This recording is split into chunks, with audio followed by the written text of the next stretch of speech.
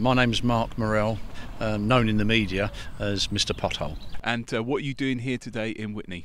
Having a look at Witney. I've been here before and had some success.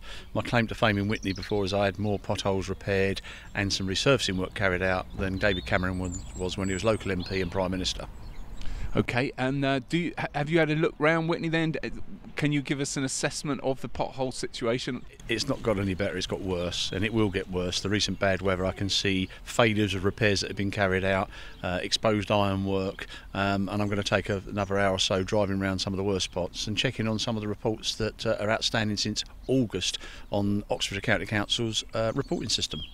Okay, and is there a better method they could be using to repair the potholes, or is the system they're using, is it a sort of conventional way that's been used in other areas in the country, or is Witney doing it any different than anywhere else?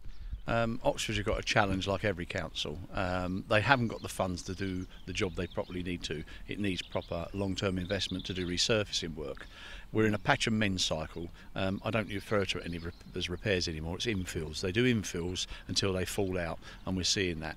There are some techniques around, like the jet patcher, dragon patcher that they use here, that's very useful. It will make safe very quickly, it's quite effective. Not long term, but in the short term it means that you can make a difference in the area. For example, if Witney had one of those going round full time, then you could make a big difference to the roads for people driving around there. Not the long-term answer, but a smarter way of operating. Sure, and what about the cost of that kind of machinery and equipment?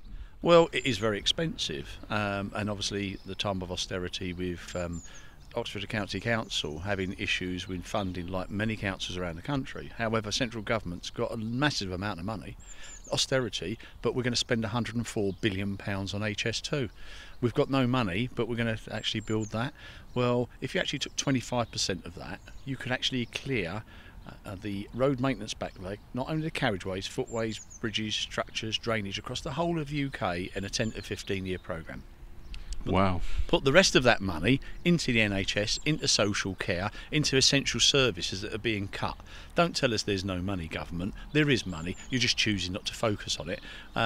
If you bring it down to a more local level, the district council are one of the richest, I believe, and they've got pots of money. Well, they shouldn't be forecasting to have pots of money when they're in this situation. Why can't they sponsor a dragon patcher for Witney alone in terms of going around and doing repairs?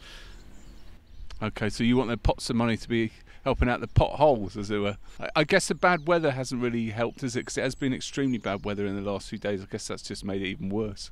Yes, I mean, surprise, surprise, we have winter conditions in winter, and it's a little bit more than the last few years, but if you look historically, last time we had a sustained period of bad weather during the winter, the road backlog got worse by £1 billion, and it's probably likely to say the same magnitude now. We won't really see the full impact for about 6 months, because where they've got small cracks and fissures and defects that have come in during that period, it's not until the vehicle movement's over there that it then comes propagating. So the seeds have been sown, we're going to see them during the summer. What is your background then? As you're the pothole guy, civil engineer, or what is your background to give you an insight into all this? I started in the gas industry years ago as an apprentice, so I've actually excavated roads, laying gas mains and servicing on emergency works, so I've actually done some reinstatement of roads. I had a successful career for 25 years. I've managed contracts and contractors, and that's half the problems with the poor quality of works carried out, so that frustrates me because it's poor quality management. I've won awards for roadworks, including reinstatement in the City of London and Westminster. I won the most awards any utility actually achieved. I'm not frightened of government or MPs, because I actually cut the gas supply off to every MP in the country years ago at St Stephen's House for an emergency, and had to spend days the day going around apologising. There was questions asked in the House, because I was known as hemorrhoids at work, because I was a pain in the backside and didn't go away. Well, government looking for a cream, but there isn't one on the shelf for Mr. Pothole.